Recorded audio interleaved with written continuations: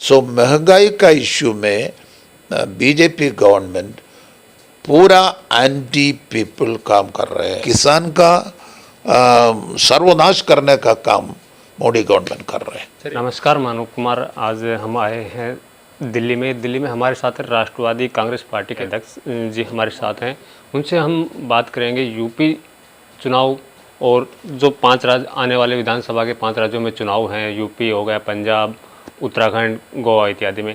Sir, आपकी party जो 5 राज्य विधानसभा चुनाव में कहाँ तक चुनाव है? देखिए जी, हमारा पार्टी का स्थिति इस 5 देश में अच्छा नहीं, बट हम सोच रहे ये 5 स्टेट में जितना ओपोजिशन पार्टीज है ओपोजिशन पार्टीज को मिलकर इलेक्शन लड़ना। शरद पवार साहब का एक प्लान था, उन्होंने सबको बात किया, यूपी का जितना पार्टी है, बट कांग्रेस पार्टी गठबंधन के लिए कोई एफर्ट नहीं ले रहे हैं। ये बहुत दुख की बात है। देखो अभी Samajwadi separate, Mayawati separate, BJP separate, Congress separate, 4 parties आपस में फाइट कर रहे हैं। इस फाइट में बेनिफिट किसको मिलता? बीजेपी को मिलता। ये सिचुएशन पूरा देश में है। सो यूपी एक टिपिकल एग्जाम्पल है। प्रियंका गांधी उधर पूरा टाइम स्पेंड कर रहे हैं, राहुल गांधी टाइम स्पेंड कर रहे हैं, ये सोनिया गांधी का कॉन्स्टिट्यूंसी भी उधर है, बट उधर क्या होगा? कांग्रेस को एक सीट भी जीतना मुश्किल है। जितना पार्लियामेंट सीट पंडित नेहरू का, इंदिरा गांधी का, सोनिया गांधी का सारा कॉन्स्टिट्यूंसी, उधर एक ही असेंबली सीट अभी कांग्रेस के साथ नहीं। सो कांग्रेस जीतने का पोजीशन में नहीं, कांग्रेस फाइट करने में वोट डिवाइड हो जाता है। वो डिवीजन ऑफ वोट्स बीजेपी को फायदा मिलता है। इसलिए राष्ट्रवादी कांग्रेस पार्टी का स्टैंड ये है, हम हमारे लिए नहीं, हम बीजेपी को हराने के लिए गठबंधन का आइडिया आगे लेते हैं। सर, राष्ट्रवादी कांग्रेस पार्टी का क्या स्टैंड है कि किन मुद्दों पे यूपी चुनाव की वोटिंग होनी चाहिए? नो, मुद्दा बहुत ही है।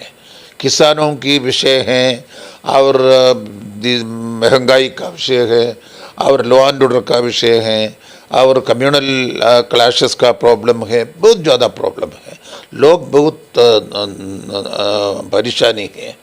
सो इश्यू को कोई शॉर्टेज नहीं, बहुत ज़्यादा मुद्दा है। उस पर हम अच्छी तरह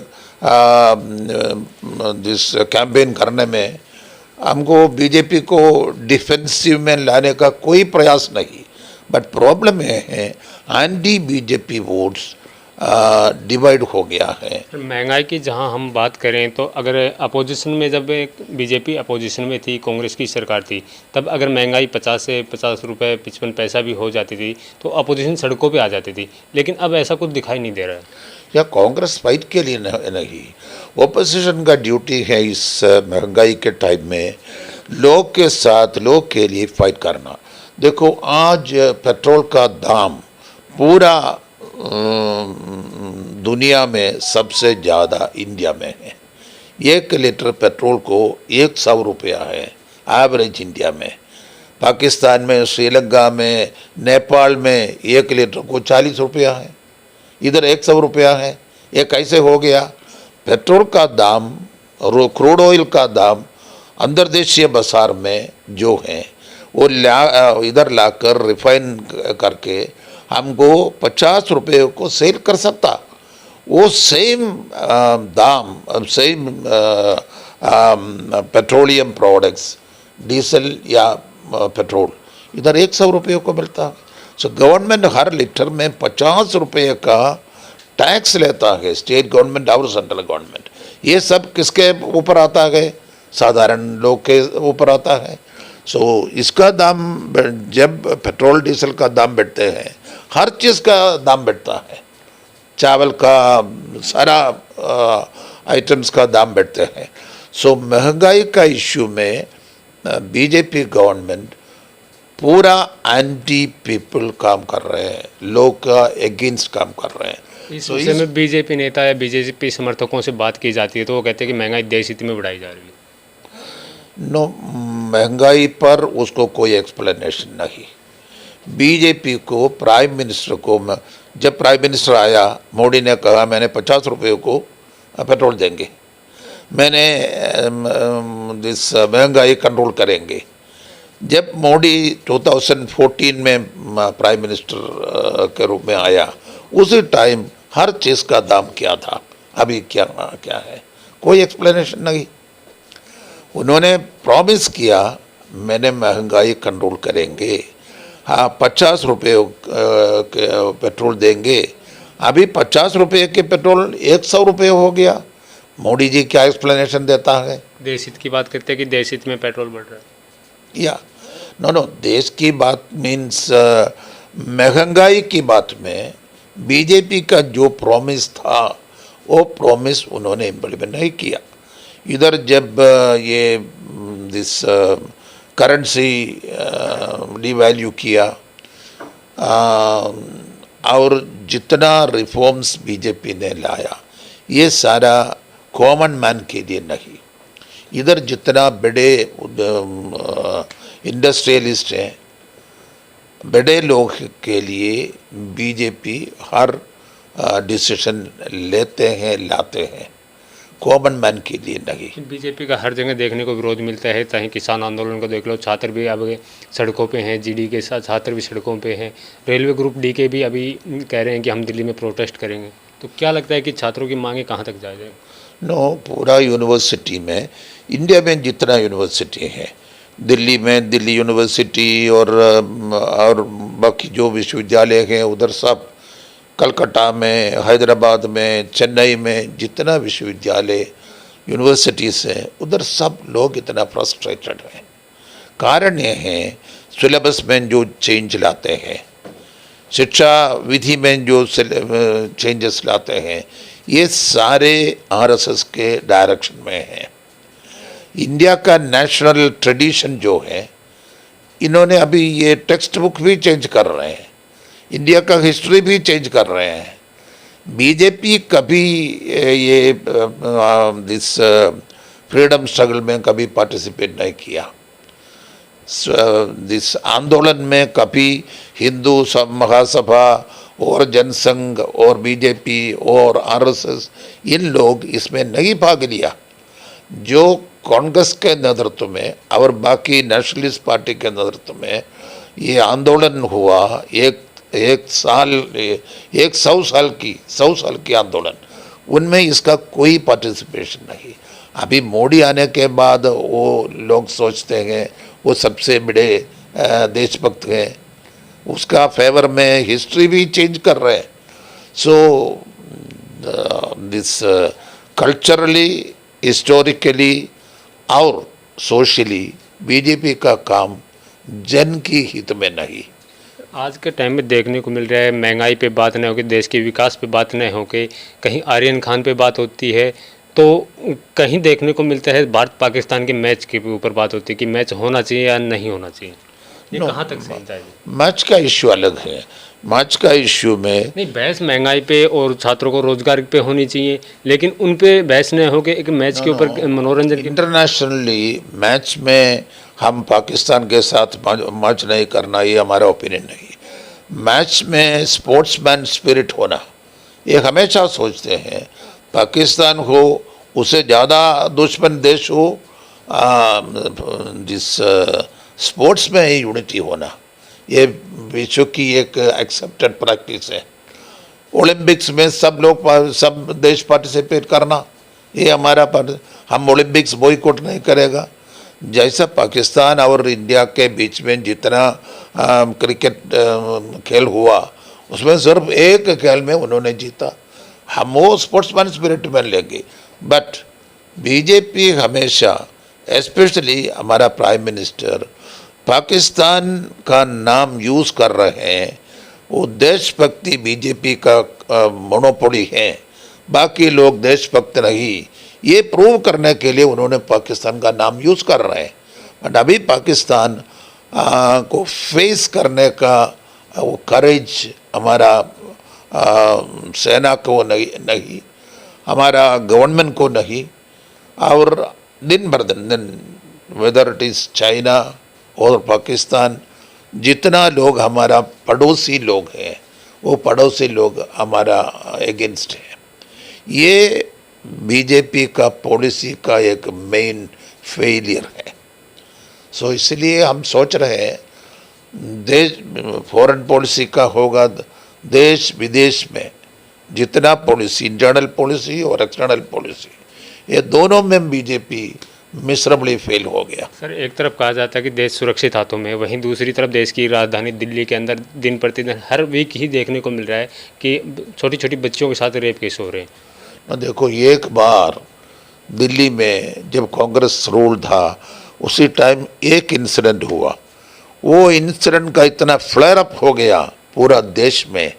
वो एक लड़की का बलात्कार हुआ, उस पर पूरा देश में कांग्रेस के खिलाफ आंदोलन चल रहे थे। अभी ये बलात्कार हर दिन होता है, लोग इतना परेशान हैं। लॉ एंड ऑर्डर का स्थिति क्या है? गवर्नमेंट को कोई रिस्पॉन्सिबिलिटी नहीं, गवर्नमेंट ने पार्लियामेंट में भी आंसर नहीं देता। सो पूरा देश में अभी लॉ एंड ऑर्डर का फेलियर बीजेपी के नीचे इतना सीरियसली हो जाता है। सो बीजेपी जितना प्रॉमिस दिया, सारा प्रॉमिस उन्होंने तोड़ा। बीजेपी को अभी लोगों को फेस करने का, वापस आने का कोई चांस नहीं, कोई अधिकार नहीं। हम क्या करना, बाकी जितना लोग हैं, बाकी जितना पार्टीज हैं, वो पार्टीज गठबंधन करके, शामिल करके बीजेपी का एंटी पीपल पॉलिसी को फाइट करना। ओपोजिशन में कौन फाइट का लीड करना? Main opposition party. Main opposition party कौन है? कांग्रेस।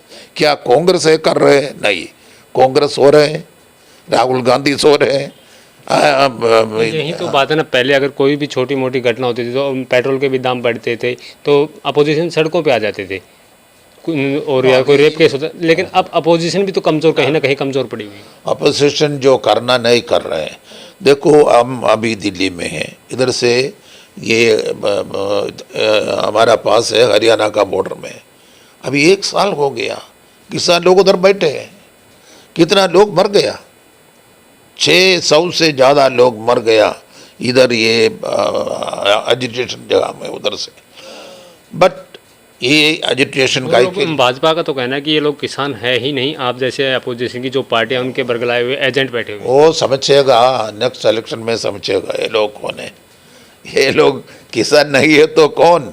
ये लोग क्यों उधर बैठते हैं? देखो, अभी अपोजिशन के लोग बता रहे हैं ना आप लोगों के, जैसे अपोजिशन की जो आपकी पार्टी है, कांग्रेस पार्टी है, अदर पार्टी जो हैं कि उनके एजेंट बैठे हुए हैं। नो, ऐसा नहीं। ये लोग जहाँ उसका ट्रैक्टर पर दूर से आया, उधर स्टे करके दिन और रात उधर बैठ करके बच्चों के साथ, फैमिली के साथ बैठ करके जो एजिटेशन कर रहे हैं, ये किसी का एजेंट नहीं। मोदी क्या सोचते हैं? ये इंडिया में देखो, अभी ये गेहूँ जो हो या चावल हो, कृषि कम हो जाता है। सो नेक्स्ट 6 महीने में, नेक्स्ट 1 साल में हम रियलाइज करेंगे अनाज का शॉर्टेज आएगा इंडिया में। कृषि का वृद्धि कम होता है। देखो, इस सारा काम मोदी कर रहे हैं, ये अचानक नहीं होता है, ये बोधपूर्व कर रहे हैं। क्योंकि आज इंटरनेशनल मोनोपोलीज इंडिया में आता है। उन्होंने बहुत ज़्यादा जगह लेकर उन्होंने कॉन्ट्रैक्ट फार्मिंग, मैकेनिकल फार्मिंग कर रहे हैं। सो हमारा किसान का सर्वनाश करने का काम मोदी गवर्नमेंट कर रहे हैं। सर, एक आखिरी सवाल है, जिस प्रकार से दिल्ली के चारों बॉर्डरों पे, मतलब चारों तरफ किसान बैठे हुए हैं पिछले 1 साल से, अगर यूपी चुनाव की बात आती है तो भाजपा का कहना है कि आप कितना ही विरोध कर लो, कितने ही रैलियां कर लो, लेकिन आएगी तो बीजेपी ही। कहाँ तक आपको लगता है कि 2022 में यूपी का प्रॉब्लम ये नहीं, यूपी का प्रॉब्लम डेफिनेटली किसान की प्रॉब्लम बीजेपी को अफेक्ट करेगा, बट कितने अफेक्ट करेगा वो डिसाइड करने के लिए हम ये देखना पॉलिटिकल पार्टीज का यूनिटी होगा या डिवीजन होगा। जितना जैसे सपा, आरएलडी और अब ओवैसी साहब का भी गठबंधन हो गया है, क्या लगता है कि कांग्रेस के साथ भी आएंगे? ना, कांग्रेस गठबंधन का इनिशिएटिव लेना, कांग्रेस के साथ सापा और दिस मुलायम सिंह का, मायावती का, कांग्रेस का, वो तीनों पार्टीज मिलकर। मायावती जी तो पहले कह चुकी है बीजेपी के साथ आएंगे। ना ना ना, ऐसा कुछ नहीं। मायावती जी समटाइम्स कहते हैं बीजेपी के साथ है, समटाइम्स बीजेपी के अगेंस्ट भी बोलते हैं, बट वो सब बीजेपी का दिस सीबीआई वो सब उसके साथ में है, वो मालूम है कैसे इन लोगों को हैंडल करना। बट मायावती और मुलायम सिंह दोनों पार्टी बीजेपी के अगेंस्ट है, उसको जॉइंटली मिलने का काम हम करना। हम राष्ट्रवादी पार्टी का नेता शरद पवार जी भी ये काम में है, जितना पार्टी बीजेपी के अगेंस्ट है उतना पार्टी को मिलकर लाने का काम वो कर रहे हैं। अपने राष्ट्रवादी पार्टी की क्या भूमिका रहेगी? यूपी चुनाव लगा लो, चाहे 5-4 राज्यों में और विधानसभा चुनाव है या आने वाले 2024 विधानसभा चुनाव में।